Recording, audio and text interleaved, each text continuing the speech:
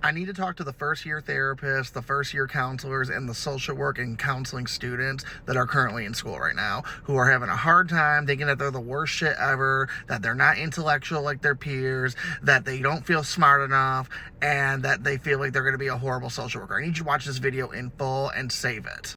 I'm going to give you some feedback and some advice, and it's going to be nothing like you've ever heard before. I'm not giving you this imposter syndrome shit. I'm not telling you, oh my God, it's hard out here. I'm not going to tell you any of that. You probably already heard all of that. I'm going to tell you some real shit, some real life shit that you have not heard. And I say this with love. I say this with a sprinkle of tough love, and I say this with support. The first thing I'm going to tell you is that if you are saying that shit and you are speaking that shit out loud and you are repeatedly saying that and you're telling that to your friends and you're telling that to your professors and you're telling that to your coworkers and all this other shit, right? I'm going to be a horrible social worker. I feel like a terrible social worker. I'm going to tell you right now, you are going to manifest what you fear becoming.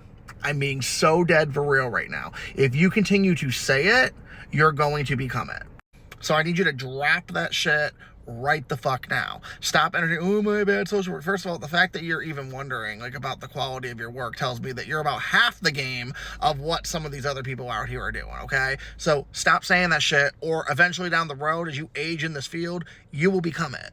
The second thing I'm going to tell you is that if you are scared that you are not going to be a good therapist or social worker because, oh, all of my friends speak more clinically than me, and I'm trying to figure out how to use psychoanalytic versus psychodynamic in a sentence, and oh, woe is me, and I don't have the right vocabulary, and I don't sound smart, and do, whatever, right? Okay, you can sound smart and still be a shitty therapist. The first few years I started in this career, I had no idea what the fuck I was doing. I knew some of the stuff I was doing was evidence-based because it was told me, but I didn't have the right words for it. I didn't know what I was doing. I always had to look up what exactly I was doing. And I realized, oh, what I'm doing when I do that thing and I say this word and I repeat it back to them, that's like an intervention. That's a thing. That's like, I had to go do that, right? So do not sit here and stress about presenting and sounding smart because you are smart. You just don't sound pretty. Do you get what I mean? Some of you sound simple. Some of you are on that real shit. Some of you are all the above in this case, right? But I'm telling you right now, just because you don't sound like an Ivy League counselor like you used to see in those movies in the 80s and 90s with the weird guy or girl with the glasses sitting on the chair and is like, and how did you feel about that type shit? You know what I mean? If you don't talk like that, that's fine. Stop stressing about it. If you don't talk like your peers do, that's fine. Stop stressing about it. A lot of that just comes with experience and being in this field. And honestly, if you want to catch up on it, watch a YouTube video. Listen to a podcast. You know, all these things that you think that you have to get out of a big, boring ass, complicated book, you can actually just get on the internet for free and get really good clarity, whether you're in school or you just started in the field, whatever. Now, make sure your sources are legit, because some podcasts are, you know what I mean? But really good quality therapists, podcasts, they will help you out a lot. But what I am telling you is stop overly stressing about how you present and how you look and how you sound and how you dress.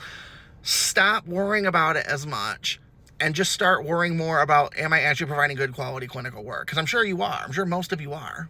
And just because you're not saying it like your supervisor, Nikki, or just because you're not saying it like your boss or your clinical director, Dylan, or I don't know. I've never met a clinical director named Dylan, but let's just go with it, right? The point, if you're a clinical director named Dylan, shout out to you, I'm just saying. But the point is like, no matter who you're comparing yourself to, that professor, that boss, that peer, whoever, stop doing it.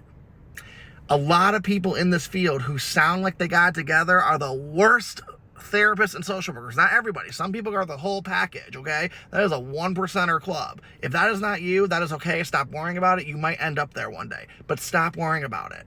Stop worrying about sounding smart. Just go be smart. Do you get what I mean? All right, cool. Talk to you later. Bye.